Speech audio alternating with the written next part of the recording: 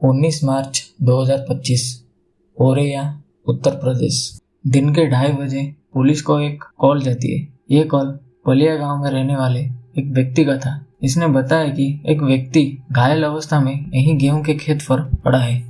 Police तुरंत वहां पहुंचती है और उस व्यक्ति को एम्बुलेंस में लेकर पास के ही हॉस्पिटल पर भर्ती कर देती है। उस व्यक्ति के बारे में पता लगाया जाता है। उसके फोन जब चेक किया गया तो लास्ट कॉल उसके भाई का था। उन्हें कॉल करके पुलिस पूछती है उस व्यक्ति के बारे में। तब पता चलता है कि ये दिलीप यादव है, दिव्यापुरी के रहने वाले। ये जानने के बाद पुलिस उनको हॉस्पिटल बुलाती है। दिलीप का भाई तुरंत कुछ लोगों को लेके हॉस्पिटल पहुंच जाते हैं। जब दिलीप का भाई संदीप को पुलिस पूछताछ करती है तब वो बताते हैं कि दिलीप आज शाहजहानपुर गया था काम के लिए। वहां से लौटकर एक होटल में रुका था। करीब 1:30 बजे अपने भाई को कॉल करके बताया था कि वो घर लौट रहा है। फिर कुछ देर के बाद फिर से कॉल करके बताया कि कुछ लोग आए हैं, उनका कार बलिया के पास किसी नहर में फंस गया है, उसे निकालना है।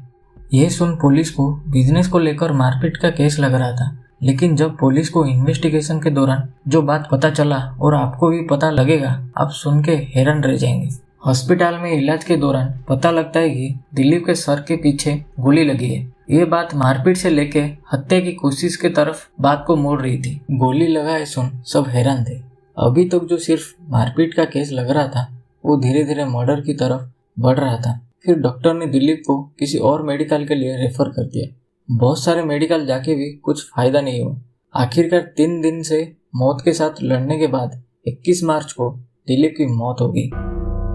नमस्कार, मेरा नाम है मनोरंजन और आप देख रहे हैं the case of Dilip Yadav. Mainpuri में रहने वाला 25 साल का दिलीप यादव के 4 भाई थे। उनका फैमिली बिजनेस था क्रेन और हाइड्रा मशीन को भाड़े में देना। उनके पास 12 हाइड्रा मशीन और 10 क्रेन थे। दिलीप के 4 भाई अलग अलग जगह से क्रेन और हाइड्रा मशीन को रेंट में देने की बिजनेस करते थे। दिलीप भी 2019 को औरैया में दिव्यापुरी नाम की जगह पर रहने आ गया था। फिर कुछ साल बाद वहाँ वो खुद का घर बनाकर ऊपर के फ्लोर में रहता और नीचे एक क्रेन सर्विस बुकिंग करने के लिए ऑफिस खोल दिया था। दिलीप और दिलीप के घर वाले बहुत अमीर थे। करोड़ों का संपत्ति उनके पास था। किसी भी चीज का कमी नहीं था उनके जीवन में। ऐसे में 2021 को प्रगति और दिलीप के बीच प्यार हो जाता है। प्रगति और कोई नहीं, दिलीप की भाभी पारुल की बहन थी। दिलीप का भाई के ससुराल में आना जाना होता था। इसी बीच दोनों में प्यार हो जाता है। जब ये बात घर में पता चलता है तो कोई नहीं मान रहा था शादी करवाने को। फिर दोनों घर वालों को समझाने लग जाते हैं। दोनों ने ये तक कह दिया था कि शादी नहीं हुई तो दोनों मर जाएंगे। और फिर दोनों के घर वाले मान जाते हैं शादी के लिए। 5 मार्च 2025 दोनों की शादी हो जाती है। दोनों खुश थे शादी को लेके। शादी करके 6 मार्च को दिलीप और प्रगति मैनपुरी में अपने घर आते हैं और उसके 4 दिन बाद यानी 10 मार्च को प्रगति अपने घर चली जाती है होली मनाने के लिए, क्योंकि ऐसा उनका रिवाज था। पहली होली दुल्हन अपने मायके में मनाए। इतने दिनों से दिलीप शादी के चक्कर में काम में नहीं गया था। 19 मार्च को दिलीप काम से शाहजहानपुर जाता है और घर आते समय पलिया में गेहूं के खेत में घायल अवस्था में मिलता है और 21 मार्च को इलाज के दौरान ही दिलीप की मौत हो जाती है। घर वालों का रो रो कर बुरा हाल हो गया था। अभी कुछ दिन पहले ही दिलीप की शादी हुई थी। नई दुल्हन का भी रो रो कर हालत खराब था। ये देख घर वाले भी दुखी थे। शादी को सिर्फ 14 दिन ही हुए थे। प्रगति विधवा हो गई। दिलीप की मौत हो जाने के बाद उसके बड़े भाई संदीप ने पुलिस में एक कंप्लेंट दर्ज करवाई अननोन मर्डरर के खिलाफ। इसके बाद पुलिस जुट जाती है डिटेल्ड इन्वेस्टिगेशन के लिए। पुलिस ने एक टीम बनाई और काम में लग गए। आसपास के सारे सीसीटीवी फुटेज खंगाले गए। वहां से पुलिस को 2 फुटेज मिला, एक ढाबे के पास का और एक नहर के पास एक शॉप का। पहली फुटेज में दिलीप हाइड्रा मशीन चलाते हुए दिखाई दे रहा है और एक फुटेज में 3 लोग व्हाइट कलर की अपाची बाइक में दिलीप को बीच में बैठाकर पलिया गांव के उस खेत के तरफ ले जाने की दिख रहा है। लेकिन फुटेज में बाइक चलाने वाले का चेहरा साफ नहीं दिखाई दे रहा था। फिर पुलिस ने उसी समय का लोकेशन ट्रैक किया जो उस समय वहां एक्टिव था। जो नाम सामने आया, पुलिस पूरा कंफर्म हो गया कि हो ना हो यही कातिल है, क्योंकि उसका नाम रामजी नागर था। यह आदमी 12 मार्च को ही बेल से छूटकर आया था किसी और केस में। रामजी नागर कॉन्ट्रैक्ट किलर का वहाँ क्या काम था और वो क्यों गया था वहाँ, और दिलीप के साथ उसका क्या दुश्मनी थी, यही बात जानने के लिए पुलिस इसे पकड़ने में लग जाती है। 24 मार्च को पुलिस की टीम ने हरपुरा मोड़ से रामजी नागर और उसके साथ अनुराग को गिरफ्तार कर लिया। इन लोगों के पास 315 का 2 तमंचे बरामद किए गए और इसी से ही दिलीप की सर पर गोली मारी गई थी। इन सब से जब सख्ती से पूछताछ किया गया, जो सब सच अब सामने आने वाला है, इससे सुनने के बाद भरोसा और प्यार की शब्द आप लोगों के जीवन से गायब होने वाला है। किसी पर भी भरोसा क्यों ना करें, ये बात आपको आज समझ आ जाएगी। रामजी नागर ने बताया कि उसे अनुराग और प्रगति ने 2 लाख रुपए में दिलीप को मारने की सुपारी दिए थे। ये वही प्रगति है जिसे कुछ दिन पहले ही दिलीप से शादी हुई थी, जो दिलीप की मौत होने पर रोने की नाटक कर रही थी ताकि उस पर कोई शक ना करे। पुलिस तुरंत मैनपुरी के नागला दीपा में जा पहुंचती है, जहां दिलीप के घर वाले रहते हैं। वहीं से प्रगति को अरेस्ट कर औरैया लाती है। अरेस्ट के बाद प्रगति से भी पूछताछ किया जाता है। तब वो बताती है कि उसे फोर्स किया गया था शादी के लिए, वो तो अनुराग से प्यार करती थी।